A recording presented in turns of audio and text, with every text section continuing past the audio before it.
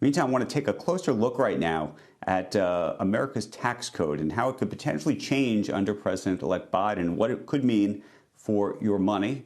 A man who knows all about money, wealth, and taxes, Robert Frank, joins us this morning. Robert, what you got?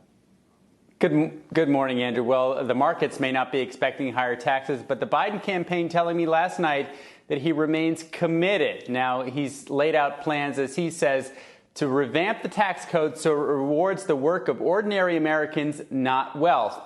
And he looks forward to working with Congress to deliver that. Now, the big question, of course, is the Senate, and if the GOP retains control, tax hikes are probably not likely. But even if you get a 50-50 split, tax experts say the sweeping tax reform that he has proposed during the campaign has very little chance. But, guys, you could see some pieces make it through in a smaller form. Now, his doubling of the capital gains tax rate to 43.4%, that is very unlikely. His payroll tax on those making more than $400,000, that's going to be tough because you can't change Social Security without 60 votes. Now, what you could see is a slight increase in the corporate tax rate to maybe 25% rather than the 28% that Biden has proposed. Maybe top marginal rates go back to 39.6 from 37. Biden has also proposed a series of middle-class tax cuts and credits.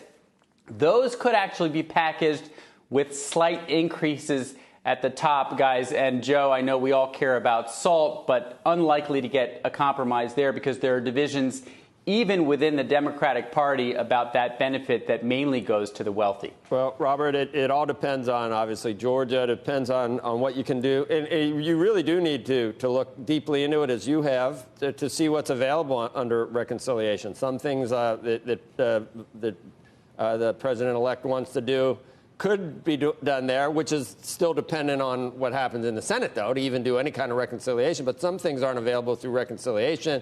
You could get rid of the filibuster, but even Joe Manchin the other day went on record, said, I don't care how hard I get whipped by Schumer. Yeah. I am not going to fold on that. So you're not doing any filibuster, regardless of ending the filibuster, regardless of what happens in Georgia, I think. That's right. And you make a great point in that a lot of people are missing the fact that even if you get both Georgia Senate seats, there are moderate Democrats that just during a pandemic and a weak economy are not going to vote for higher taxes, even if it's just on the wealthy. So that's going to be tough. We should also remember, however, that in 2012, Republicans voted for an increase in the capital gains rate from 15 to 20 and increasing the top rate from 35 to 39.6.